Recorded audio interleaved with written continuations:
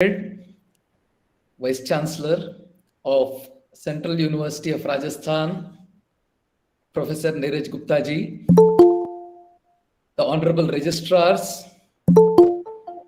of Sikkim University, Professor Kameshwar Rao Garu, the wisdom quotient of India and abroad, the deans, principals, faculty members, and my dearest brothers and sisters. It's an absolute privilege to be with all of you this afternoon. The topic which we are going to have a bird's eye view on, because in 1 hour we can just merely scratch the surface of this ocean of ancient Indian wisdom and its relevance to contemporary learning spaces, with relevance specifically to higher education. I would present my screen.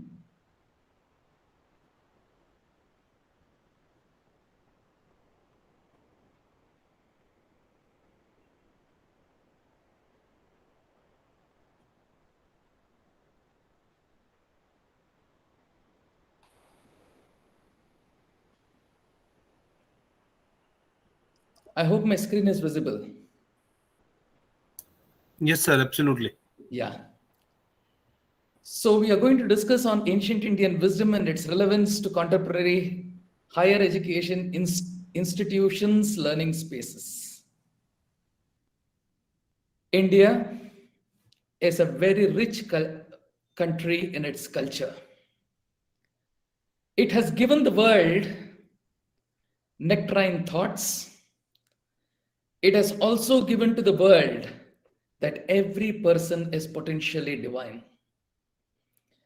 When Sri Aurobindo defined education, he said that the process of education has been set into motion for the ripening of, and Swami Vivekananda said education is for the manifestation of already existing perfection inside a man. So, ancient Indian wisdom, when it speaks about wisdom, it talks about 360-degree development of a man. And none other than Albert Einstein supported this particular aspect when he said, I have the greatest regard for India and Indian people. Firstly, for their contribution to the treasure of traditional knowledge, and secondly, for their contribution to zero and number system, to the world civilization, without which none of the discoveries and inventions would have been possible. So this is a rich tribute to the Indian knowledge system and the traditional knowledge system of India, which has evolved over centuries. What is the challenge today? What we are facing? Unemployment or unemployability. The statistics say that 16 to 20% of graduates today are unemployed. But when ASSOCHEM did a survey on the graduating engineers and the MBA graduates, the Economic Times brought out an article that 80% of the graduating engineers are unemployable. Even if they are employed, they are not employed in their core specialization. 93% of the MBA graduates are unemployable. And even if they are to be employed, they are not able to find a place on their field of study. This is because they lack both life skills and technical. Secondly, there is a lack of development. There is a beautiful saying that it is not only the aptitude, but it is the attitude which determines your altitude. Very importantly, aptitude, intellectual development can happen. But when we talk of emotional development, when we talk of psychological development, when we talk of spiritual development, this would determine your attitude. So, aptitude plus attitude is equal to altitude, is what we need to understand. So, lack of this 360-degree transformation of a man is lacking. Many of the students in the learning spaces today are like passive hubs. Passive hubs have been obsolete in management information systems. We have got switches which have active hubs have come, and also switches have come to replace passive hubs. But even today, it is a student takes from a paper and puts it directly to the paper without even taking it to the mind. So it is just transferring signals on, and lack of both life skills and personality skills. These are some of the challenges the present day learning spaces they are encountered with. But what is the purpose of education? When I saw the write-up, I was delighted to say that Rig Veda quotes the first Veda when Veda Vyasa divided the Vedas into four: Rig, Yajus, Sama, and Atharvana Veda. Rig Veda talks about education is that which liberates you. Savidya ya vimuktaye. Very importantly, the purpose of education is ripening of a man through 360-degree transformation. A man not only grows physically, he awakens intellectually, he ripens psychologically, and rises spiritually. We need to understand. So this 360-degree transformation should be the objective of every educational institution. The second most important thing is to create harmony in people. Number one, development of man. Number two, development of people around us. And number three is to aid sustainability, that is to contribute to the planet. Harmony within the self, harmony between individuals, and harmony across society and the planet. A student, a learner in the learning space is not a jug where you can pour water and it overflows after a particular limit. He is not a jug. You need to ignite the lamp of wisdom. It has to be the lamp of wisdom. A teacher who dares to teach should care to be illuminated from various lamps. He needs to be illuminated through various teachers. And then he goes and ignites one learner's mind. That is what is important. So the transformation from a learner in the learning space of being a jug should be transformed to a lamp. A lamp glows. A candle glows. And when the candle glows or lamp glows, as it glows, it gives light to the entire surroundings. It first of all shows itself, and it also shows what is around it. A learner, a student should not only show himself, but should also show the people around him. The second aspect, as the candle glows, as the lamp glows, it starts melting. It starts losing its shape. It starts slowly diminishing. In the same way, the body loses its shape. The body diminishes day by day, but what is the contribution? What we have given to others from our learning is very, very important. And that is the spirit of the song. Kal hum na rahenge, tum na rahoge, rahegi hamari nishaniya. A man will come and go, but what he has contributed to the world will be remembered by posterity. And this is absolutely important. What we contribute is going to be remembered, and that you can contribute only and only if we have unadulterated love to the entire humanity. And that is what Raj Kapoor sang, Pyar Hua, Ikrar Hua.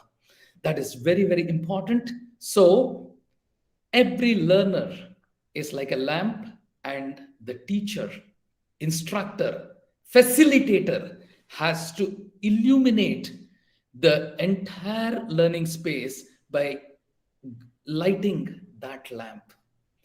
The aims of ancient education system, very importantly, to realize the supreme,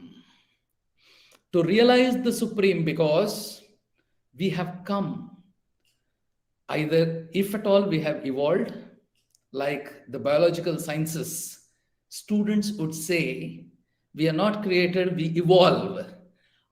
Whether we evolve or we are created, we have to reach our destination someday or the other.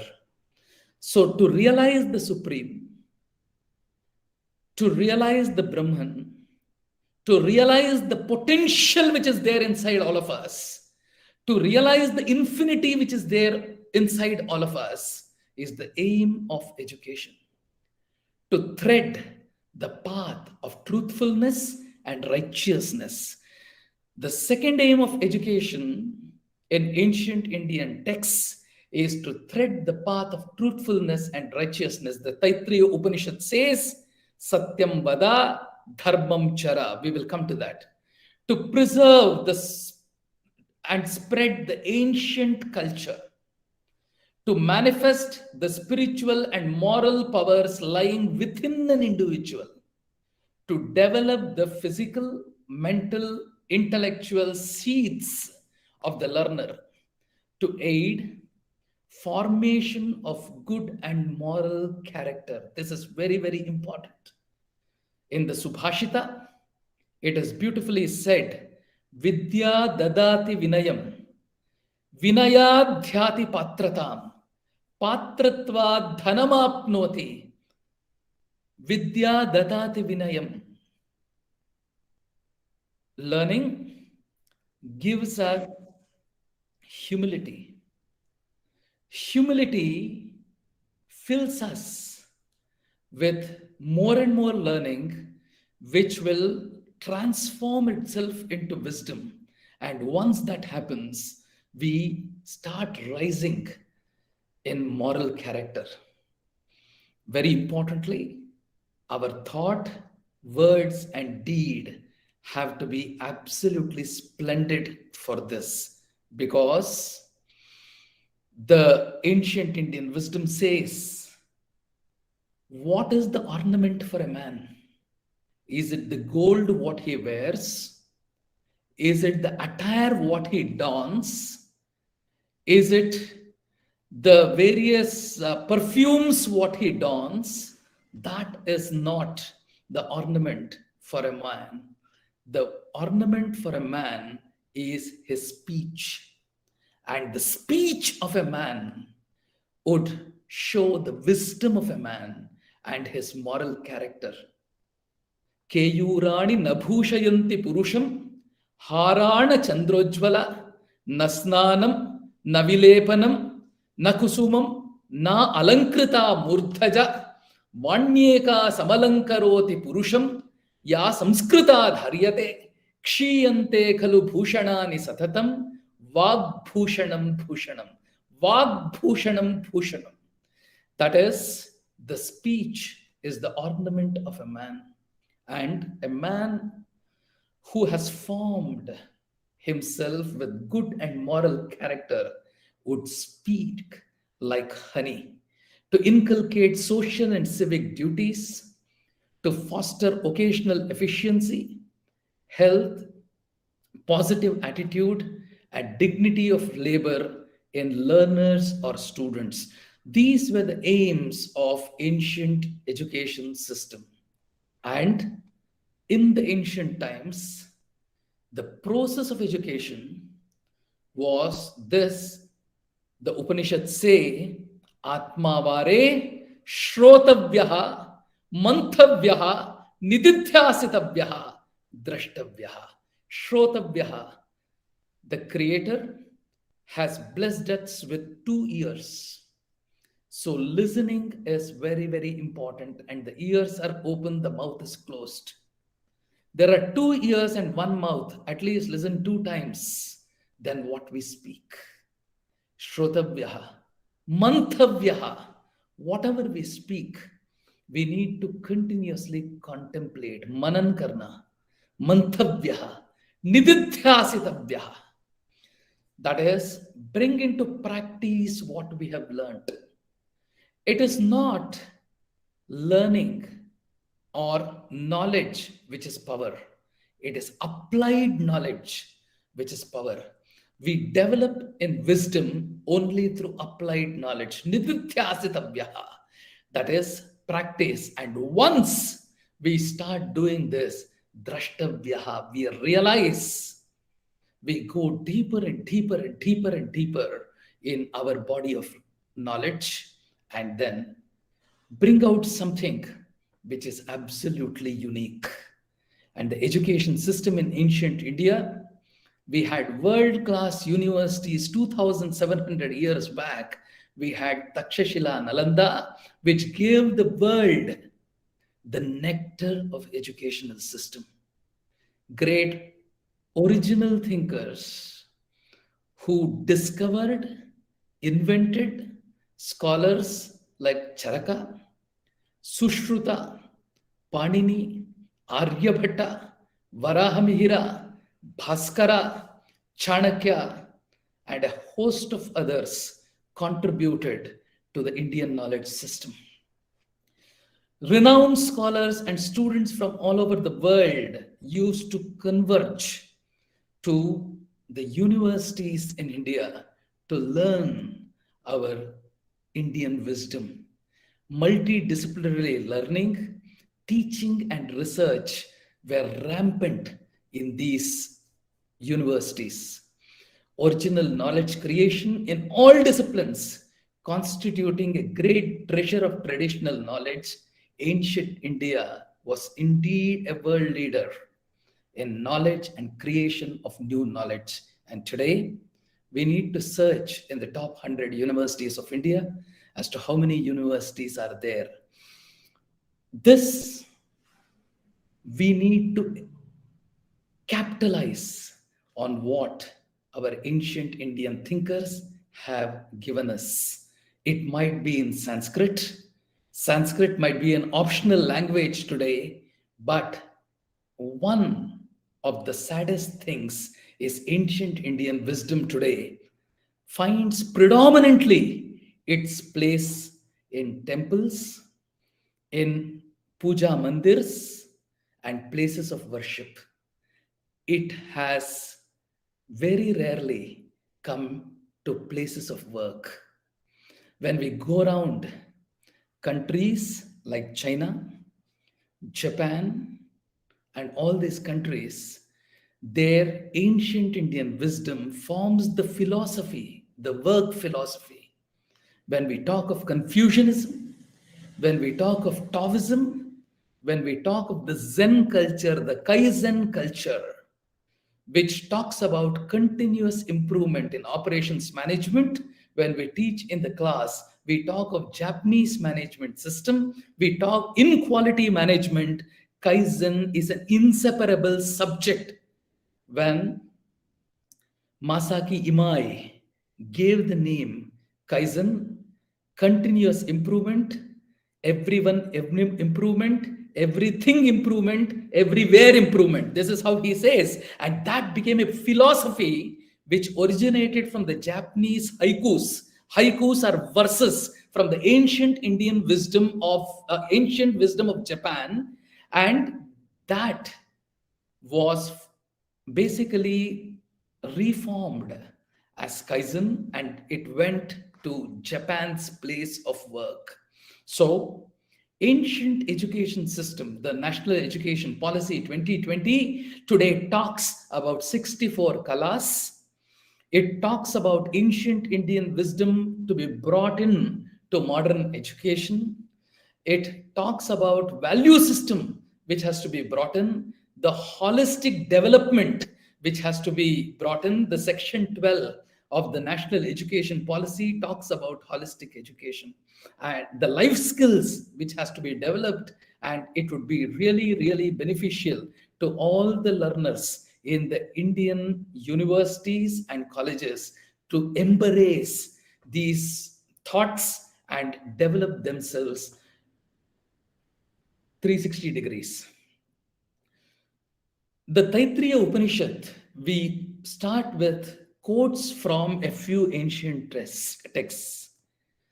After 12 to 15 years of learning, on the day when the student bids farewell to the teacher, during the farewell, the teacher advises the students, which is from the Siksha Valli, the 11th Anuvaka of the Taittiriya Upanishad, Vedamanu Chacharyo Ante Vasinam Anushasti. After teaching the Vedas, in the end, the teacher instructs the pupil. What does he instruct? He would not give a viva of the entire 4 years or 3 years what the student has studied. The teacher is sure that he has internalized that particular subject. The first teaching or the first farewell message to the student is Satyam Vada, Dharmam Chara, Swadhyaya Anma Pramadaha. Satyam Vada, Dharmam Chara. Speak always the truth. From thought, word, and deed, it should be truth what you speak. Dharmam Chara. Go in the path of righteousness. Perform your duties with righteousness in your mind. Swadhyaya Anma Pramadaha. Swadhyaya Anma Pramadaha. Do not neglect the self-study of the Vedas, because predominantly Vedaha Akhila Dharma Moolam. Everything is contained in the Vedas. I also recently, I was traveling with a couple of my students who are leading gynecologists in this part of the country. And during one of the discussions with Swamiji, these couple of gynecologists were talking about IVF and talking about surrogate motherhood, how IVF functions. He was quoting from the Rig Veda that even IVF is and surrogate mothership is there in the Vedas. He was quoting verses from there. That is why whichever body of knowledge we take, we will have to spend at least some time in a day to develop, go deep into that particular knowledge. Swadhyaya Anma Pramadaha. Acharyaya Priyam Dhanamahritya Prajatantum Vyavachetsi. Acharyaya Priyam Dhanamahritya Prajatantum Ma Vyavachetsi. It says, after giving the gift desired by a teacher, do not break the chain of your progeny. Satyanna pramaditavyam. This tabya pratyaya. From here, everything is tabyam, tabyam, tabyam, tabyam. Tabya pratyaya means you need to compulsorily follow it. There is no exception to this rule. Satyanna pramaditavyam. Do not neglect truth. Dharmanna pramaditavyam. Do not neglect your duty. Kushalanna pramaditavyam. Do not neglect your health. Bhutyaina pramaditavyam. Do not neglect your material well-being, but do not get attached to it. Vedas say, do not neglect material well-being. Very importantly, it talks about pravritti marga and not nivritti marga. Many people feel that if we have to embrace spirituality, we will have to run away from this world.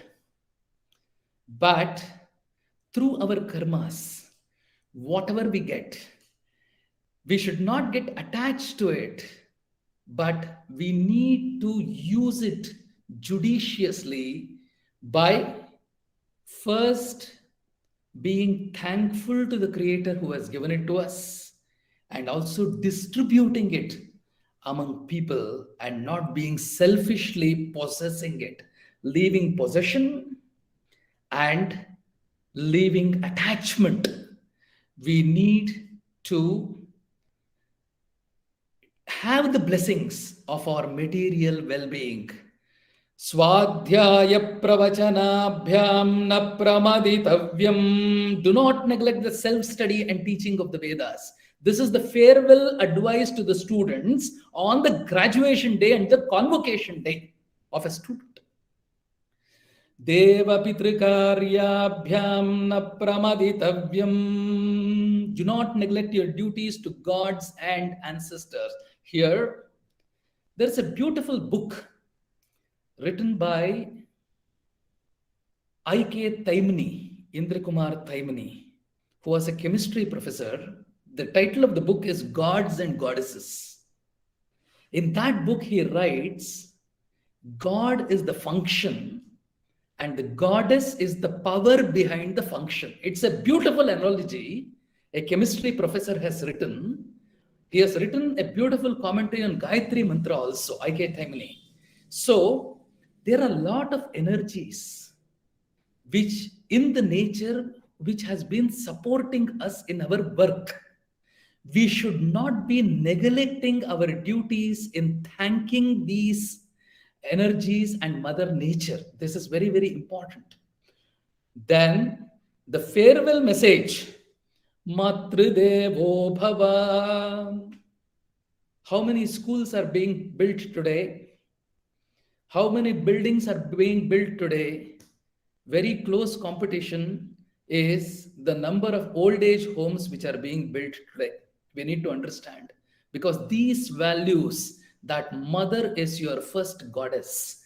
Matrudevo Bhava, Pitrudevo Bhava, Acharya Devo Bhava, Atithi Devo Bhava, Yanyanavadyani Karmani, Tani Sebitavyani, No Itarani, Yanyasmakagam Sucharitani, Tani Tvayopasyani, No Itarani. That is what is said. Whatever actions are free from egoism, they should be practiced, not others.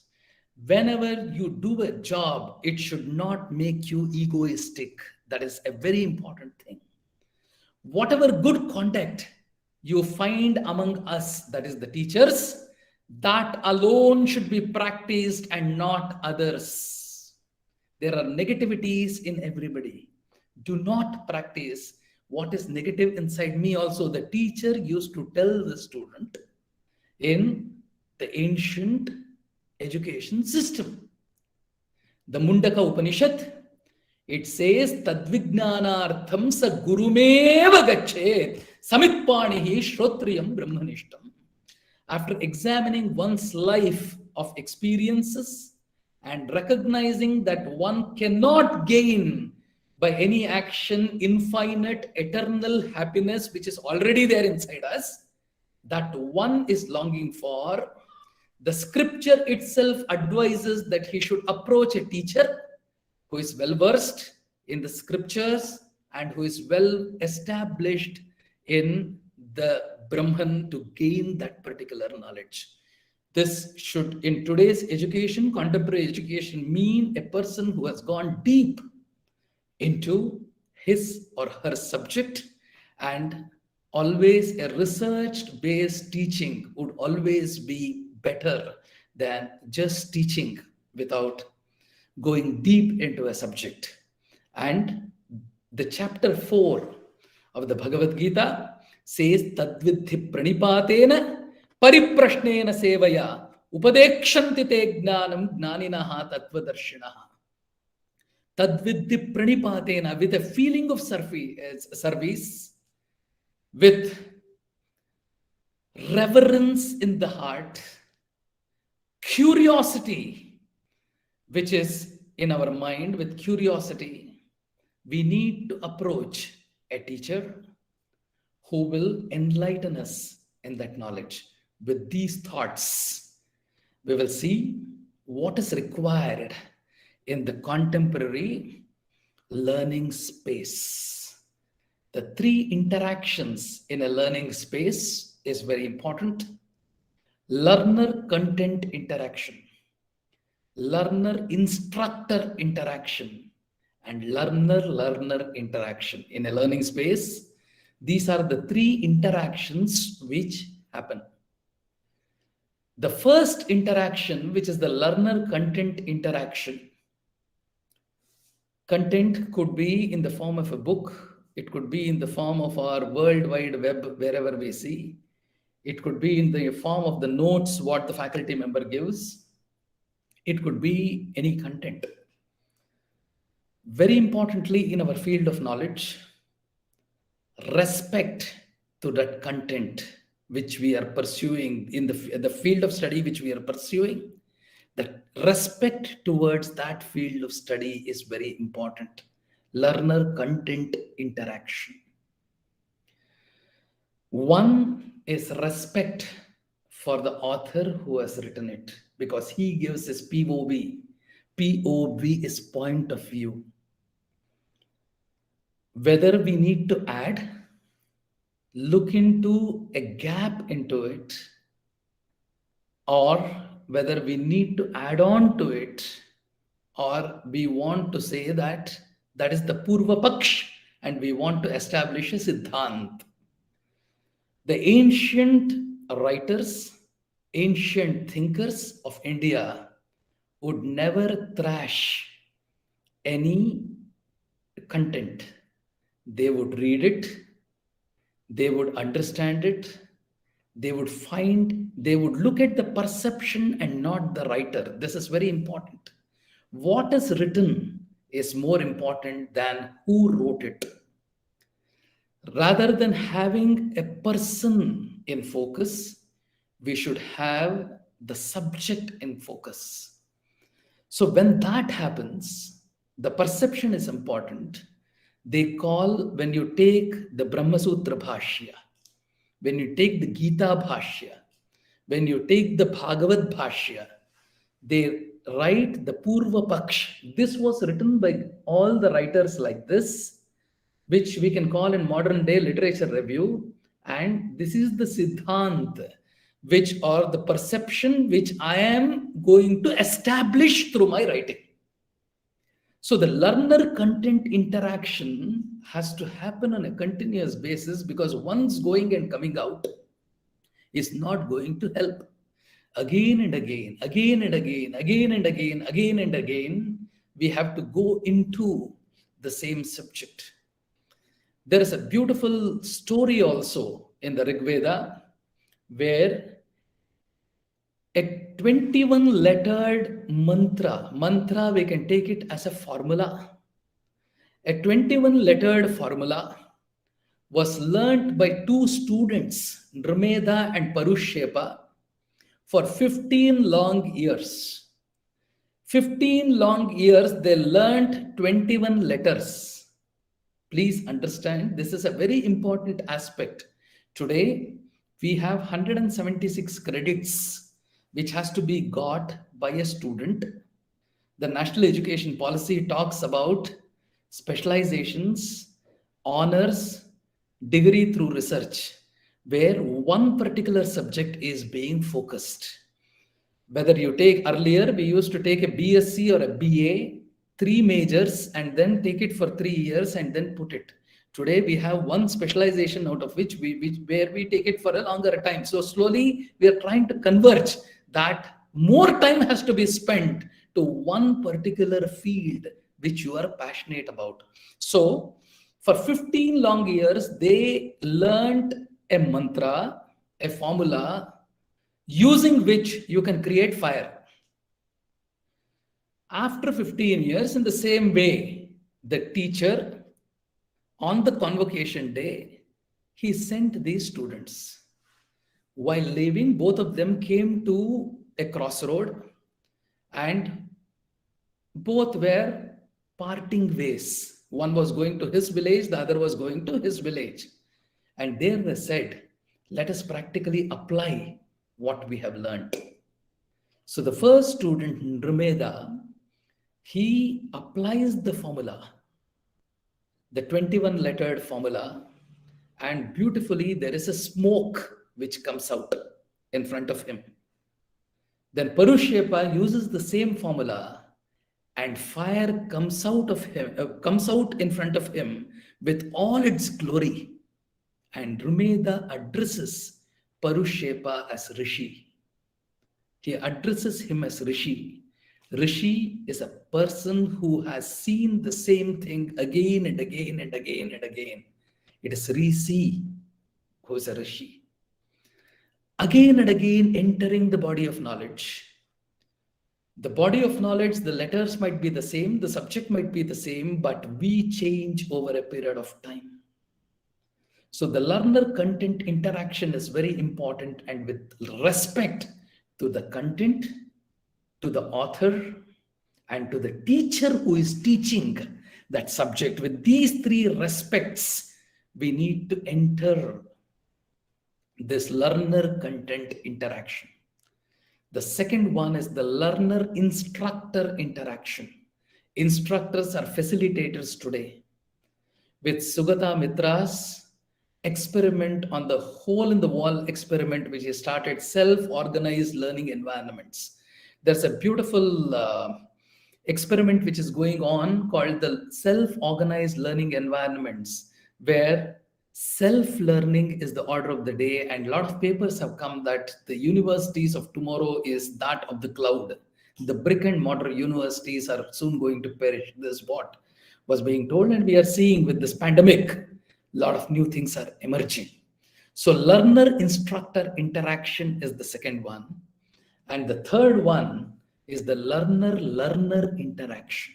Learner-learner interaction, where we talk of peer learning, we talk of team learning, we talk of accounts being taught by commerce graduates to an engineer, statistics being taught by an engineer to a commerce graduate in a post-graduation MBA program. Communication is taught by students or learners who have grown in urban cities to students who have not seen urban cities, who are in villages. So peer learning, quality circles, these are all very important aspects. So three types of interaction. The teacher has many qualities. He has to be grounded in knowledge, has to have a firm mind. He has to always be thinking in terms of student development. He has to be an idol and have an idealized influence. He has to be an inspirational motivator. He has to treat different students differently because the personality of each learner is different. He has to stimulate a learner intellectually. He has to be always balanced in mind, has to be truthful, has to be on time, has to respect time, has to be free from ego. When we talk of the student satisfaction survey, which NAC does today, or when we talk of the student feedback form, which is recommended both by the UGC and the NAC today, we talk of how much of time a teacher gives outside the class. This is one of the parameters in the feedback form. How much of time the student gives outside the class and how much of time for doubt clearance is given inside the class, whether the teacher comes prepared to the class. This is very important. Unless and until the fundamentals are strong, every class today with good students in them is going to be a learning experience. Learner instructor interaction. When the learner interaction, the student has got a lot of qualities to develop. Sadbuddhihi sadhu sevi samuchita charitaha. They need to grow in character. They need to grow in wisdom. So every learning space, very importantly, the ancient Indian wisdom says, delight and knowledge personified. It should be a place where delight manifests itself. It should be a temple of learning. The Bhagavad Gita says, Yataidhamsi samithognihi bhasmasat kurute arjuna jnanagnihi sarvakarmani bhasmasat kurute yatha. Like how Yathaindamsi samithognihi bhasmasat kurute arjuna, ho Arjuna. When the fire is lit, when the lamp is lit, all darkness is gone. In the same way, when the lamp of knowledge is lit, the ignorance is gone. Learning brings about a permanent change in behavior. I tell my faculty members, and also the placement cell which is there, in the first semester when they come, we need to have their photograph. We also need to have their initial SWOT, strengths, weaknesses, opportunities, and challenges. When they are in the third semester, we need to again monitor them. When they are in the fifth semester and sixth semester in the UG, or when they are in the first, second, third, fourth in the PG, when we go on monitoring them, we will understand the trajectory with which every student has gone up. For this, one thing is the manpower. If there is no manpower, we can have student quality circles. Quality circles are basically voluntary teams which come together, and they can facilitate the entire process of either the placement cell management or even the learning space management. Over the last 1 year, in our institution, 113 students have been quality circle volunteers who have been doing this particular activity. The very important thing, as Maslow says, every learning space should be a journey from physiological needs to self-actualization. This is what is told by Maslow in his hierarchy of needs. And at the end of the undergraduation course or the post-graduation course, we will have wise graduates coming out and not graduates who are basically the same when they entered, and they go out with marks card and nothing more. Tools, teaching strategies for holistic education. The goal has to be the whole child, complete child. Transformative approaches and not transmission or transaction. This is very, very important. Change. What the teacher or facilitator has to do in the class is to change the POV, that is the point of view, habits of the mind, and the way they perceive. Today, every subject. We have subjects like the business news analysis. Since I'm a management faculty, I would speak that language. Business news analysis, or there is something called as the concept review. When we talk of business news analysis, the business newspapers today give or shed news about happenings in the industry across the world. A student could be asked to select a business news. What happened at Microsoft, what Satya Nadella did, what Kiran Majumdar Shah in Biocon did, or what Bill Gates did in Microsoft.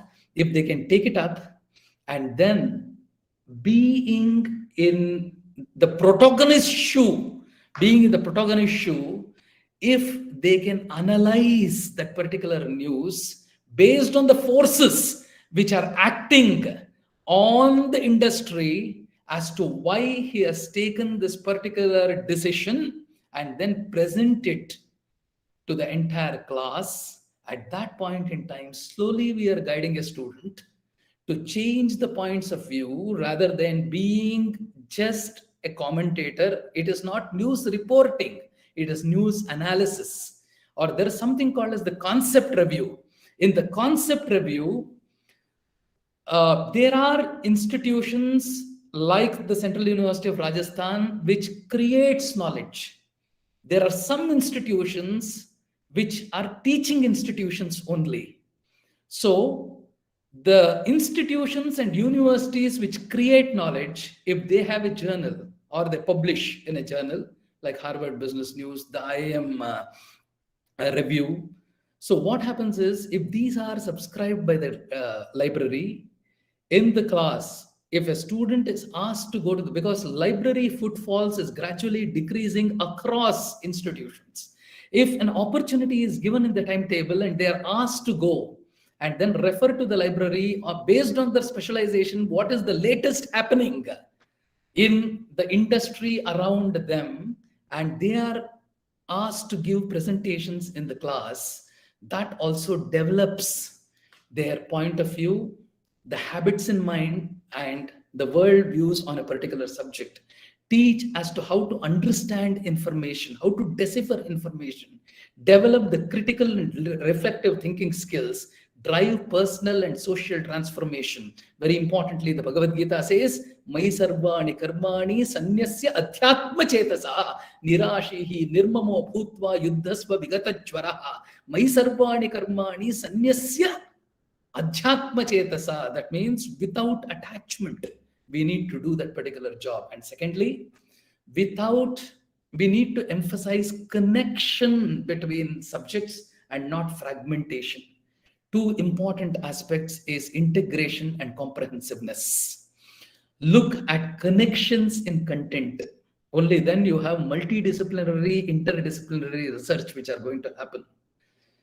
Team mixed ability student and mixed age students, because today diverse students come. Student diversity in the class is very important. Flexible pacing for slow learners and fast learners, and resort to transdisciplinary inquiry. So earlier it was one discipline, then we had multidisciplinary, then we had interdisciplinary, and today we are in the age of transdisciplinary, which is encompassing. So integration, linking new knowledge with the old. Once we start doing it, we go deeper and deeper into things. Every learner should be capable of modifying and enriching existing knowledge when he or she takes in new inputs. And comprehensiveness is placing learning in broad, realistic contexts rather than decontextualized and compartmentalized contexts. If this is done in the class, I think the class would be more complete. Principles of establishing quality learning spaces. This is from the overview of quality learning environments from Peter Smith. It is cited. Trust and respect between all participants in the learning space.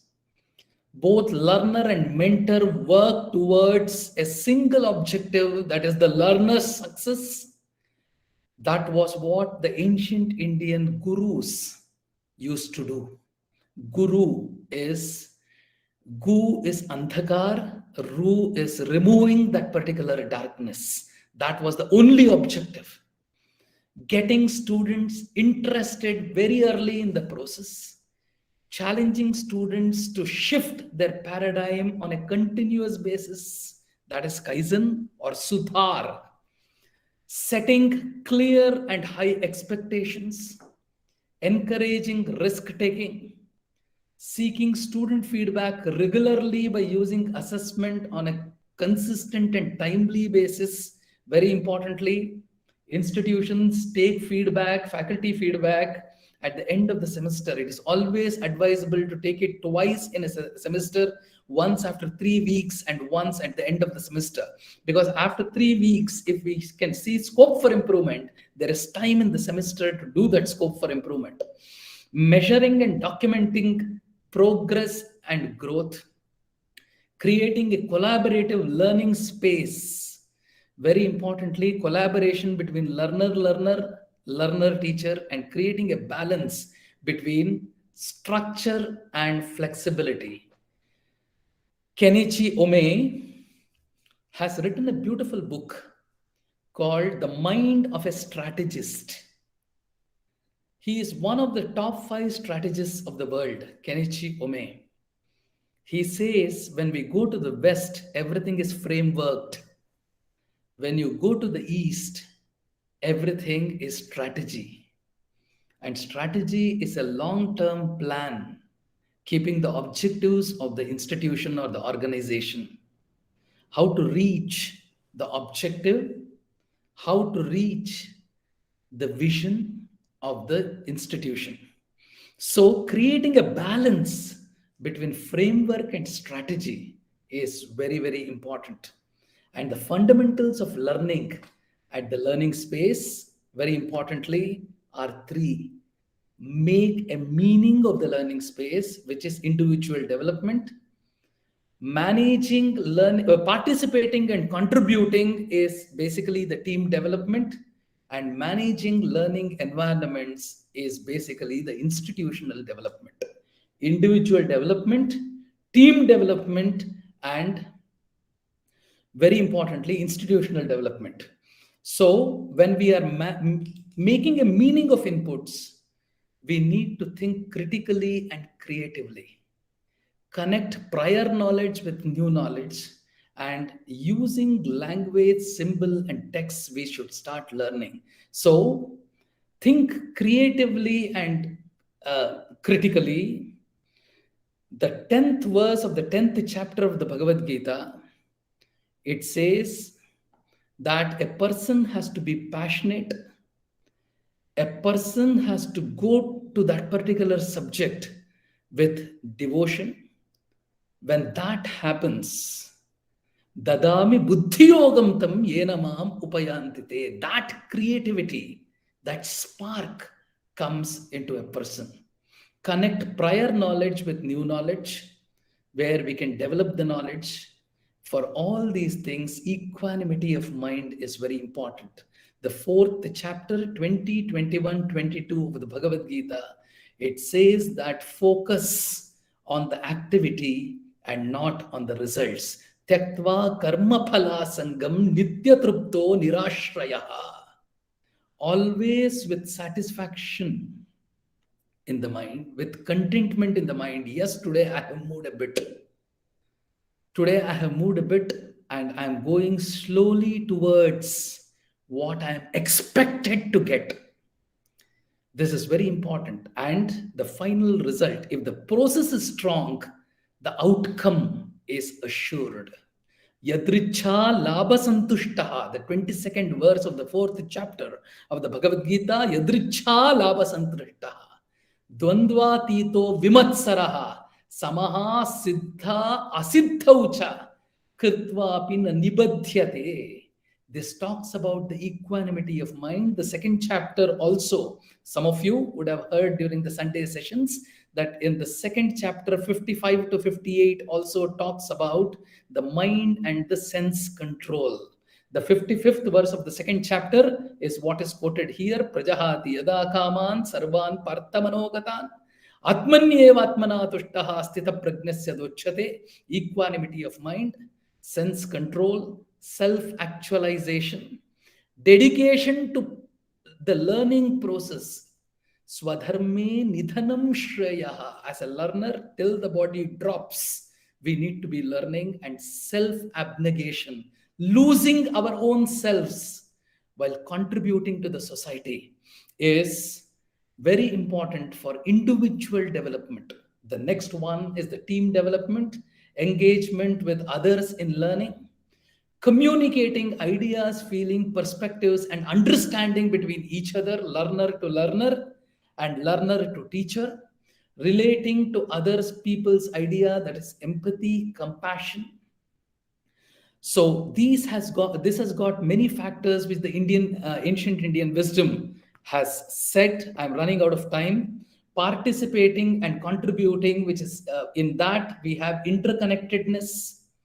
Support the universe. Devan bhavayatanena te deva bhavayantuvaha parasparam bhavayantaha. This is a sutra, this is a mantra. These two, parasparam bhavayantaha shreyaha param avapsyatam. The Bhagavad Gita says, loka sangraha. Very importantly, individual social responsibility. Loka sangraha means individual social responsibility. If a student has got 35 and I have got 90, how can I contribute to that student's getting at least 70, if not 90? If he gets 95, I am the happiest person. Very importantly, in the third chapter, 20th verse, Krishna says, Karmanyeva hi samsiddhi astita janakadayaha. He quotes the story of King Janaka, Sita's father, who used to always do his duties in the spirit of Karma Yoga. Lokasangrahamevapi sampashyan kartumarhasi. Only through Lokasangraha. That is, this action of mine should contribute something to the society. With that frame of mind, he would work, and that makes a person stand tall. Yadyad acharati shreshtaha tattadeva itaro janaha sayat pramanam kurute lokaha tad anuvartate. The third chapter, 21st verse says, as an idealized influence, people are watching you. Whatever you do, if they idealize you, they will start doing in the same way. The rewards have to be shared, and the peer learning is spoken beautifully in the 7th verse of the 7th chapter of the Bhagavad Gita. Mai sarva midam protam sutre manigana iva. And managing learning environments, that is development of the universe or development of the institution or the society, taking personal responsibility to learn, adapting learning tactics and persevering with the challenges, so that slowly, as we learn and contribute, the institution also learns. So the ancient Indian wisdom is today, Deming in his quality improvement has given us something called as the PDCA cycle. P stands for planning, D stands for doing, C stands for checking, and A stands for acting. Plan, do, check, and act. This is basically called as the Deming cycle in quality management. If you take the Gita, if you take many of the ancient Indian wisdom, first the teacher plans what he has to give to the student. This is very important. He plans.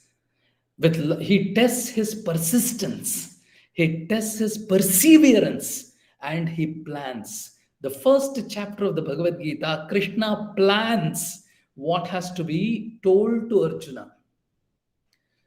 In the olden days, The musical instrument, I would be concluding in the next 5 minutes. The musical instruments, when you take it, the teacher used to make the musical instrument fully of wood, and both the sides also, it would not have that skin to bring out the sound, it would be of wood. So the teacher, when the student comes in, whether it's a tabla or a pakhavaj or a mridangam in South Indian parlance, or a pakhavaj or a tabla, the teacher used to say, go and play this instrument and then come back 100 times. He would take it and he would start playing it, both sides it's wood, and his hands start bleeding. Next day he comes and tells teacher it is bleeding. The teacher would say, okay, let it heal, then you start playing it again. He would do this for 1 full year. And after that, seeing the persistence of that student, he would lay his hands on the original music instrument. This is very important because the hands would have got seasoned in the meantime. Today, on the second class, a student wants to perform on the stage. This is what is the difference between ancient learning and present learning. Reality shows have come up and students need to perform.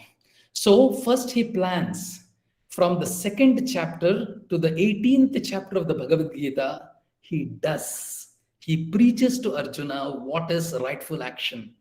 And in the 72nd verse of the 18th chapter of the Bhagavad Gita, he checks whether Arjuna has understood what has to be told, what has to be done. And finally, Arjuna stands up in the 73rd verse of the 18th chapter and he says, Sthitosmi gatasandehaha karishye vachanam tava. O Krishna, I will do what you say. My dear brothers and sisters, we need to understand that Deming, after the Second World War, would have come out with something called as the PDCA cycle, but our ancient Indian wisdom talks about this PDCA cycle 5,000 years back. And what kind, concluding this particular session, what kind of education system is needed for the 21st century? There are some, as 21st century education system must meet the needs of the whole person and be built on explicit assumptions of connectedness, wholeness, and being. Being is what is there inside us. 21st century education should seek to enrich the mind, warm the heart, and awaken the spirit of every learner. It should provide opportunities for students to be creative, contemplative, and imaginative. Very importantly, for each of these points, a lot of time in the board of studies has to be spent. It should allow time to tell old and new stories of heroes, ideas, and transformation. One improvement here is tell new stories of not heroes, but the heroism inside them. That is very, very important. It should encourage students to go well deep into themselves, the inside out approach which Bhagavad Gita speaks. Kurmangani vasarvashaha indriyani indriyarthebhyaha tasya prajna pratishtita, and also the human affairs. It should value service to others and that of the planet. 21st century curriculum should value physical, mental, and spiritual knowledge and skills, which is NEP has brought in some of it. Now, it should present knowledge within cultural and temporal contexts rather than as facts to be memorized or dogma to be followed.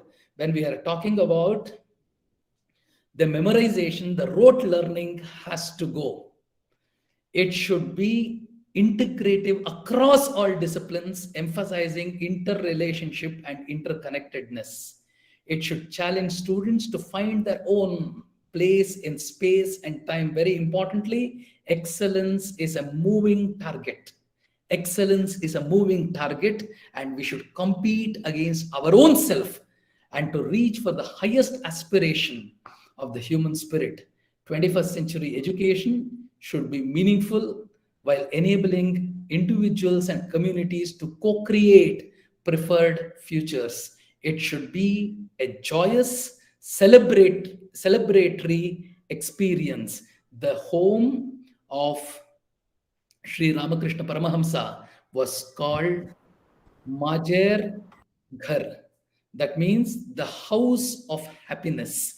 Every learning space should ooze with delight and should ooze with happiness.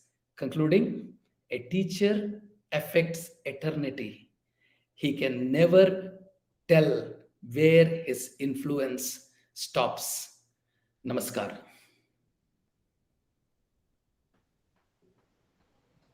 Thank you so much, sir, for this mesmerizing session. And I am sure, with all that you have said, someday or the other, sooner than later, we will be there, and our education system will reach that quality. And now I invite questions from the audience. I am sure that all of them are filled with energy and they have a lot of things to discuss and ask you.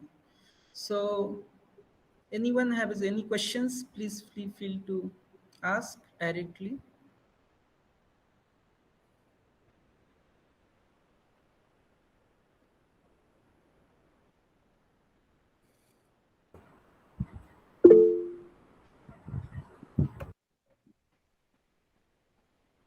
Yes, Mr. Nishank Bohra, can you ask directly your question? I'm Dr. Nishikant, and I'm speaking from South Africa. Thank you very much, sir. It was wonderful. I'm lucky to, and I had few sessions in between some meetings, so I need to go here and there.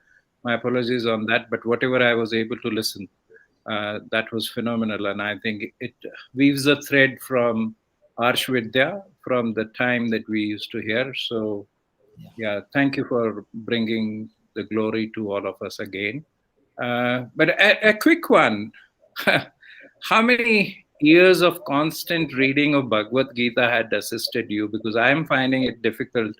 It is good when you read, but it is very difficult to quote and narrate. Yeah.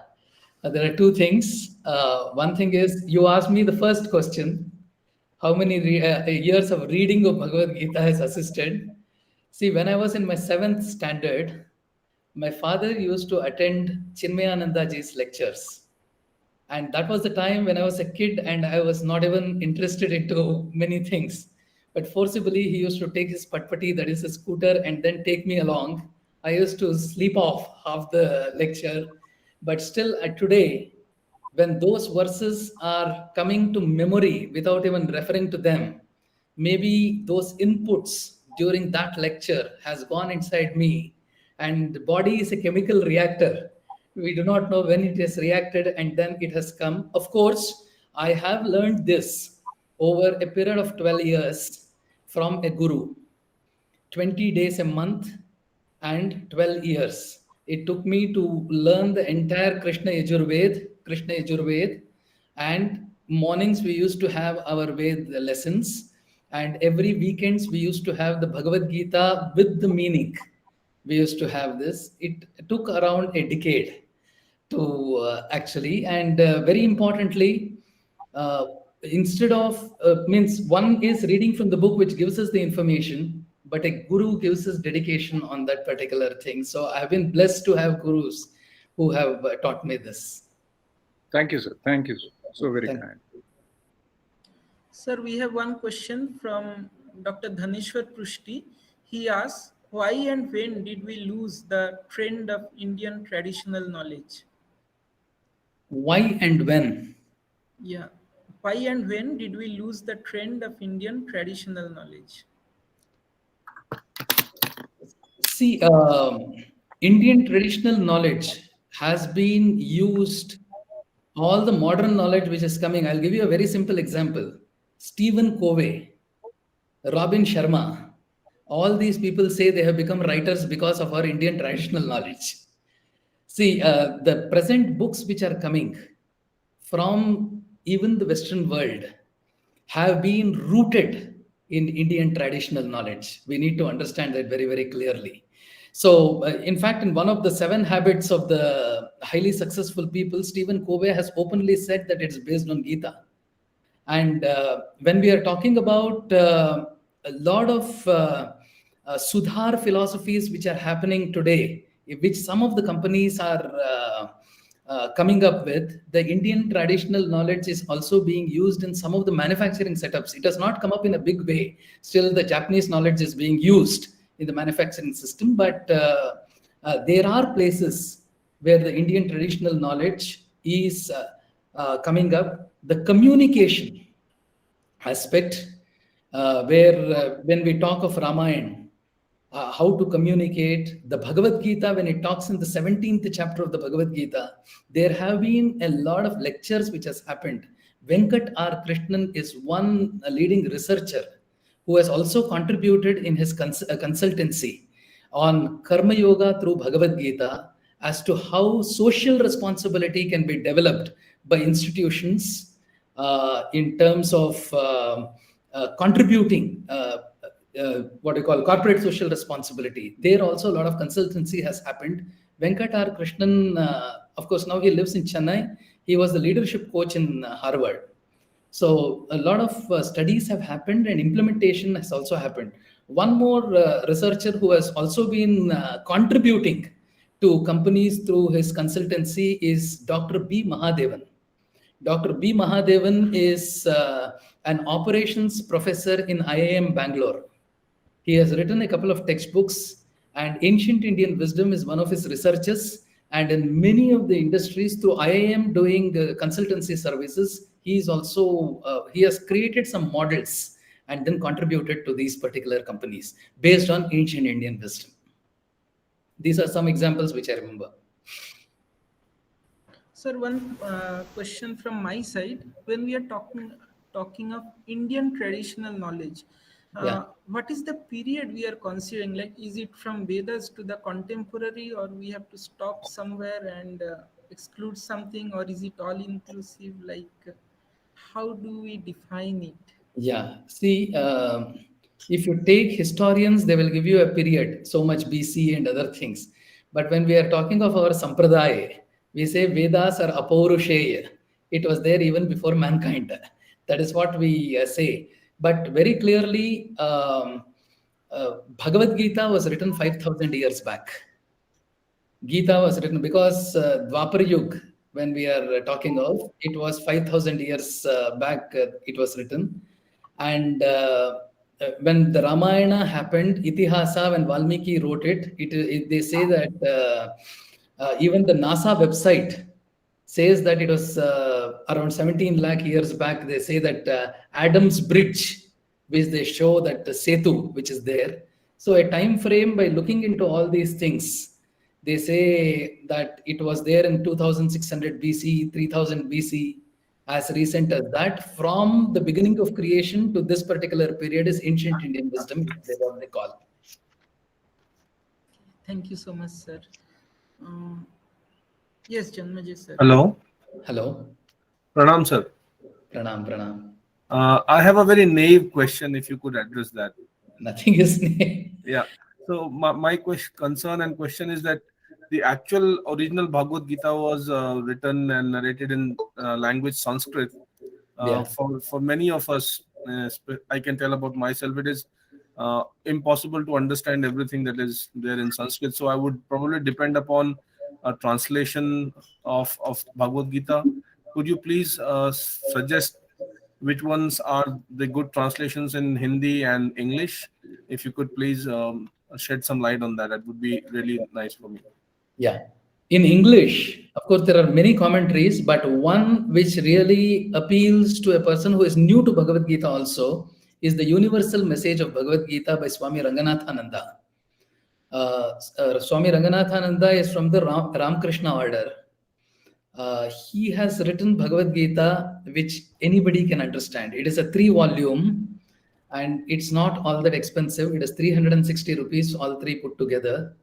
And Swami Ranganathanandaji's commentary is expansive and beautifully understood in simple words also. If you want it in more complex English, a free download, which also is one of my favorite books, which is Essays from the Gita by Sri Aurobindo.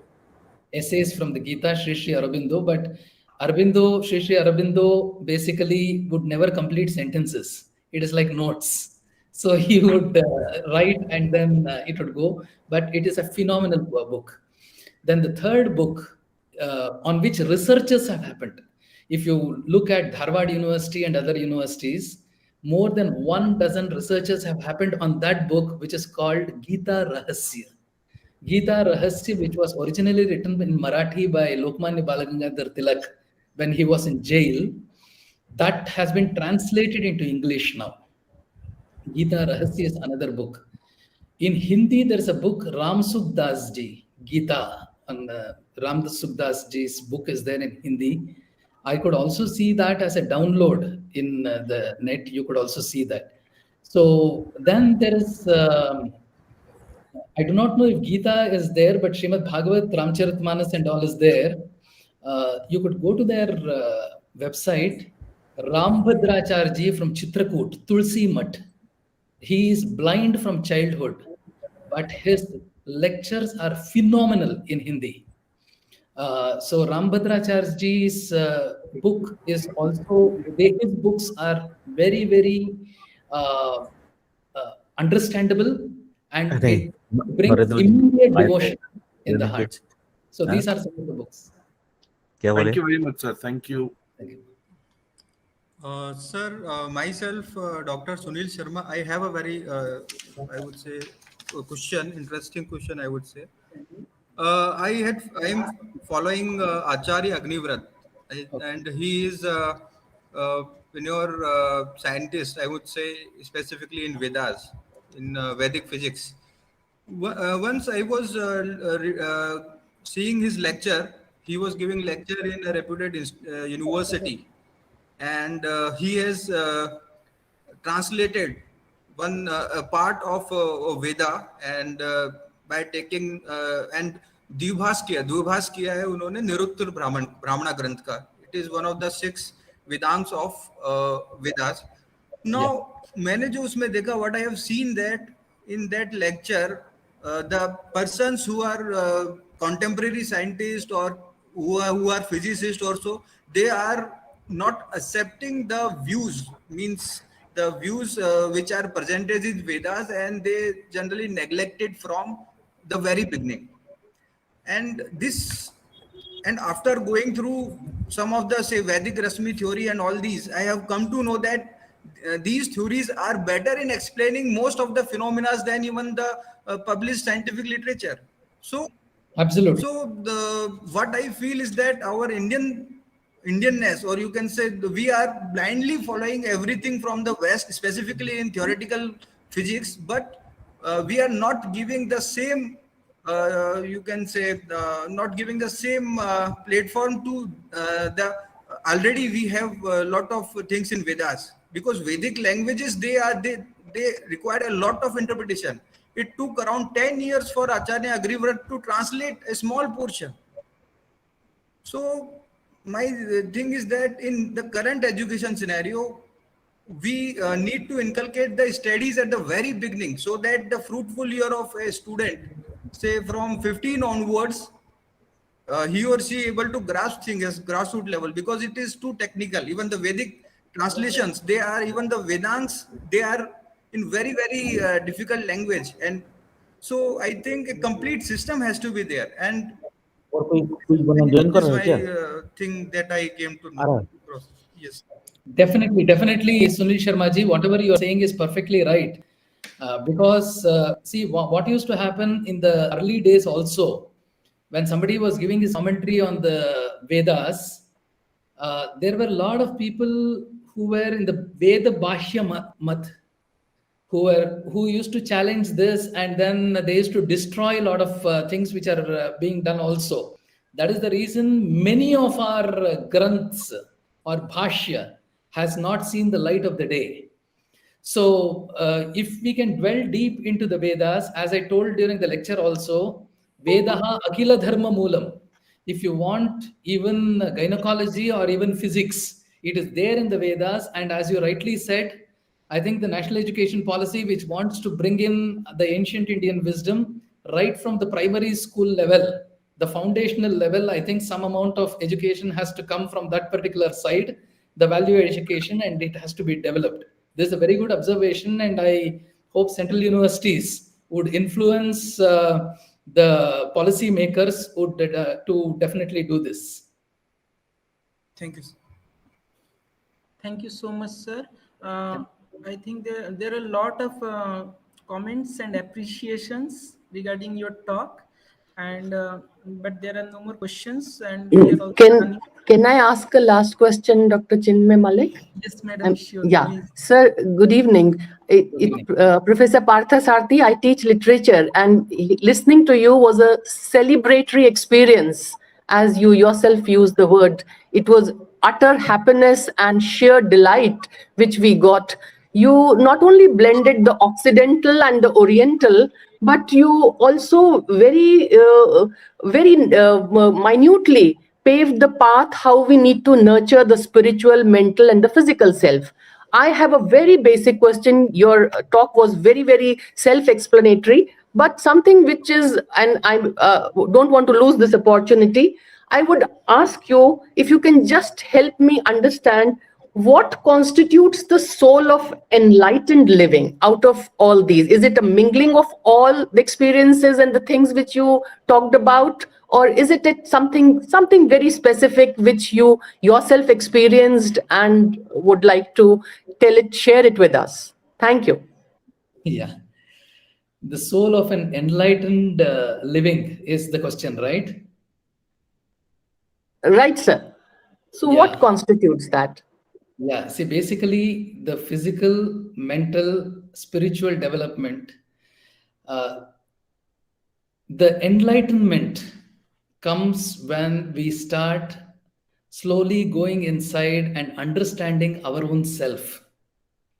For us to understand our own self, your sense organs and your mind do not allow you to travel inside.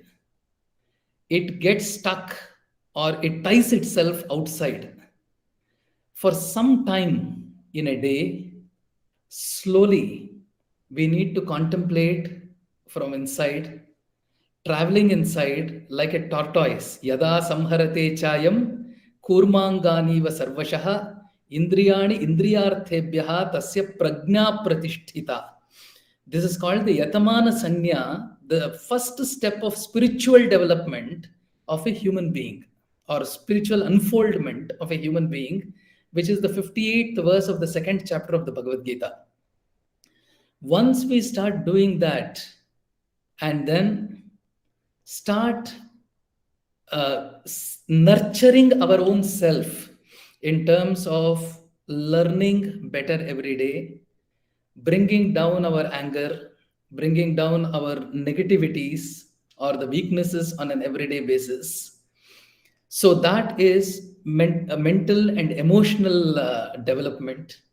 And every day we do our swadhyay, which the Upanishads just we saw that, and intellectually also stimulating us, because perfection is a ever-moving target. It cannot be reached. We can go closer and closer and closer. This is called brahmacharya. So once we start doing this and conditioning ourselves in all these sheaths, Annamaya Kosha is the body. Annamaya Kosha, Manomaya Kosha, Pranamaya Kosha, Vijnanamaya Kosha, Anandamaya Kosha. These are the 5 sheaths which Sanjeev Patraji would beautifully teach in his yoga class. So once we start nourishing these things physically, which is Annamaya Kosha, Manomaya Kosha, the sattvic mind, which slowly starts getting rid of the negativities, then Pranamaya Kosha, then the Vijnanamaya Kosha, where we go inside, illuminating our intellect, and the Anandamaya Kosha, go towards the soul and see that beauty which is there inside. So once we start doing this on everyday basis, slowly we start becoming more and more happier. And this is how an enlightened soul would enjoy every moment of his stay on this earth, and says that next moment, the previous moment was happier, next moment also should be happy. And this think, this happiness of mind should also be distributed to 4 other people. This is very important. Recently, there was an experiment done also that, of course, this is beyond your question. There were some people who were distributed into 2 groups, and they were asked what makes you happy and all those things. They all gave, some people say possessions make me happy, some people say food makes me happy, some people say health makes me happy. Okay, and one group was given 350 rupees, the other group was given 1500 rupees, and they said, you can, in one day's time, either you spend it on yourself or you spend it to on somebody else. And the next day evening, this 350 rupees, both the groups were called. And when the survey was taken, people did not mind whether they were given 350 rupees or 1500 rupees. They did not mind because they did not know that somebody else was given more than them. But people who shared that money for the enjoyment or happiness of somebody else were more happier than people who spent it for their own selves. So this was an experiment which was recently done, and sharing that happiness with 4 other people would actually give us more happiness, is what was told.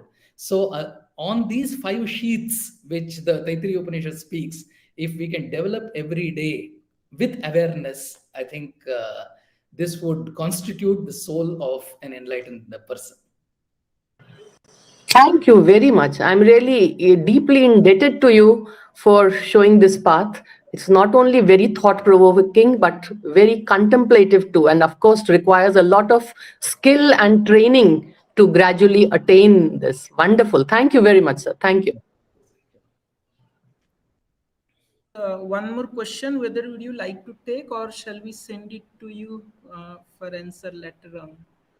Like anything, I think we can take this question and then close the session. So it's yeah. So we take this last question. It's from Shrida Jashrani. Question is, sir, as per my understanding, Gita is based on Dvaitvad and Upanishads are based on Advaitvad, dualism and non-dualism. One says about God Krishna and the other about Brahma. Please tell which path to follow. Yeah, there are different darshans. See, one thing is the first part of the question. The Upanishads also have got both. Bheda, Abheda. Both are there.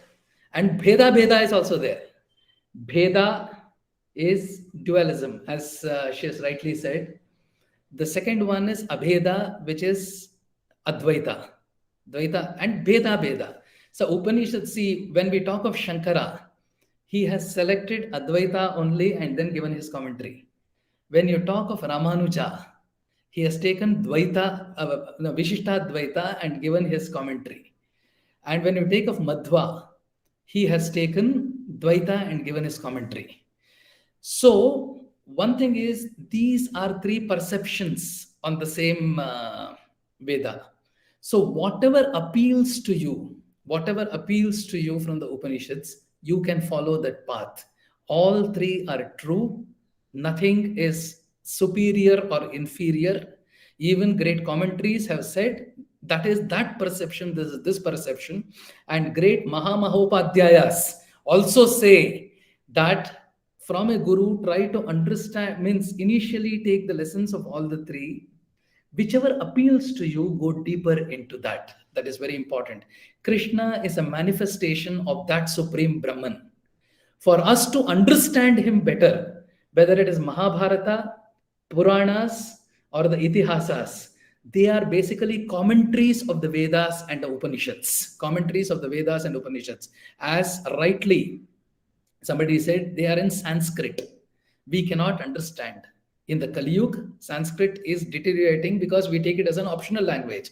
That is why Krishna came down, the Brahman manifested the infinite, finitized himself to make we finites infinite. We need to understand.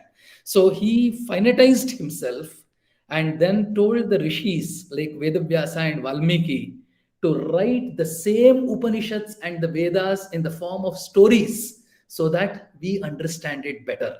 So when it comes to Dvaitvad, Advaita or Dvaita, when we call, you can follow either of the paths which appeal to you. This is important.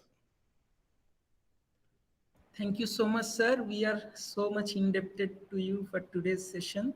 But we have to close now, and I call Mandal sir to propose the formal vote of thanks. So before Mandal sir, I would like to express my personal gratitude on behalf of the whole university community for this really enlightening talk and giving us this wonderful direction. And we hope that we'll continue to have your blessings at the time whenever you can make it. So thank you so much. The Honorable Vice Chancellor has been extremely, extremely kind to this soul. A lot of things which I heard, I don't deserve it. But to be very frank, I'm extremely honored, privileged to be amongst all of you today, because each one of you have really, really lived the subject which you people have been teaching. Thank you so very much for making me a part of this august community, and hope to keep meeting you again and again. Thank you so much.